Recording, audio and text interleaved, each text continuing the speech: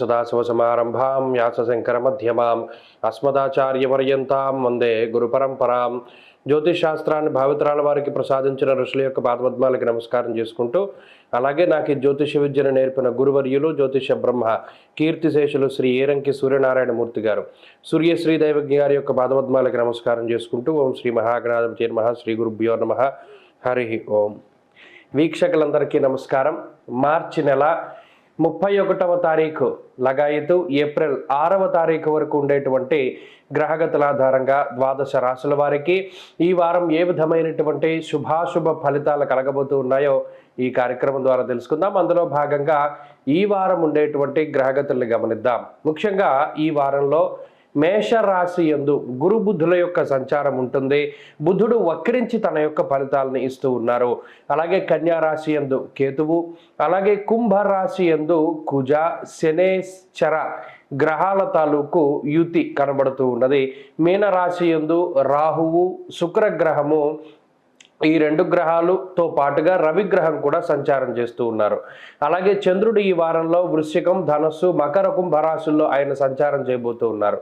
ఇటువంటి పరిస్థితుల్లో ద్వాదశ రాశుల వారికి ఈ వారం ఏ విధమైనటువంటి శుభాశుభ ఫలితాలు కలగబోతున్నా తెలుసుకుందాం. అందులో భాగంగా మొదటిది మేషరాశి. మేషరాశి వారికి ఈ వారం సాధారణమైనటువంటి గ్రహస్థితి గోచరిస్తూ ఉన్నది. ప్రత్యేకంగా ఈ రాశి వారికి లాభస్థానమందు ఉన్నటువంటి శని, కుజగ్రహాల యొక్క యుతితో పాటుగా చంద్రుడు కూడా ఈ వారంలో చాలా అనుకూలమైనటువంటి ఫలితాలను ఇవ్వబోతూ ఉన్నారు.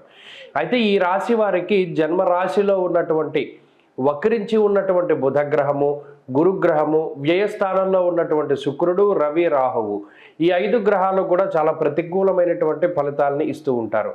ప్రత్యేకించి ఈ వారంలో బుద్ధి చాంచల్యము అనేటువంటిది చాలా అధికంగా ఉంటుంది. అనగా ఏ నిర్ణయాన్ని ఎప్పుడు తీసుకోవాలో తెలియక కొంత గందరగోళంతో ఉండేటువంటి వాతావరణం ఉంటుంది. అంతేకాక గత వారాలతో పోల్చుకుంటే ఈ వారంలో కొంత అధికమైనటువంటి ఖర్చు ఉండడానికి మేషరాశి వారికి అవకాశం ఉంటుంది. అలాగే స్థానచలనము, ప్రయాణములు, ఉద్యోగపరంగా వేరే ప్రాంతం యొక్క సంచారము, అలాగే ఇంటి యందు కాక అన్యత్రా ప్రాంతాల యందు నివాసం ఉండేటువంటి స్థితిగతులు ఇవి మేషరాశి వారిలో ప్రధానంగా కనబడుతూ ఉన్నాయి. స్వస్థాన నాశనం చేయవ బంధురోగో ధనక్షయం అన్నది శాస్త్రం.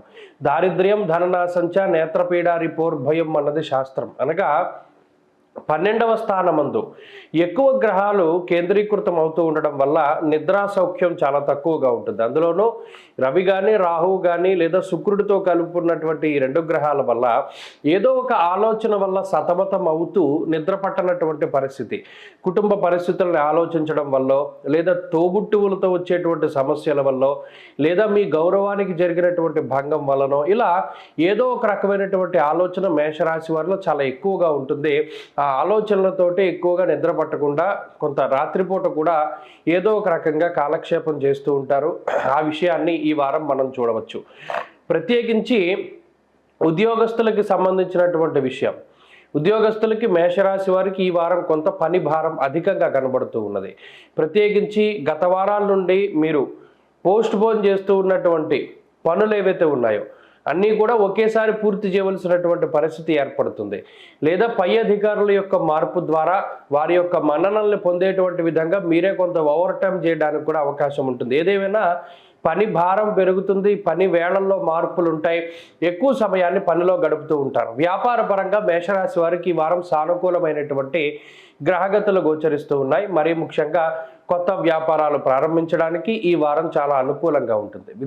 విద్యార్థులకి సమయం మిశ్రమంగా ఉన్నది. జన్మరాశి యందు బుధగురులు సంచారం చేస్తూ ఉన్నప్పుడు కొంత ఏకాగ్రత భంగానికి అవకాశం ఉంటుంది. కాబట్టి ఆచితూచి ముందుకు వెళుతూ ఉండాలి. స్త్రీలకు ప్రత్యేకించి ఈ గ్రహస్థితి మనోవ్యాకులతను కలగజేస్తుంటుంది. అంటే చిత్రభ్రమణం అంటారు.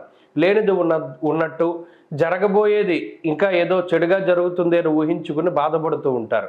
ఆ మానసిక బాధల నుండి బయటపడడానికి ప్రయత్నం చేస్తూ ఉండండి. మేషరాశి వారు ఈ వారంలో మరింత అనుకూలమైనటువంటి ఫలితాలను సాధించడానికై విఘ్నేశ్వరుని యొక్క ఆరాధన చేస్తూ ఉండడం చెప్పదగినటువంటి సూచన. ఈ వారంలో కలిసి వచ్చేటువంటి రోజు మంగళవారంగా చెప్పవచ్చును. అదృష్ట సంఖ్య 2, అదృష్ట వర్ణము కాషాయము. తదుపరి వృషభ రాశి.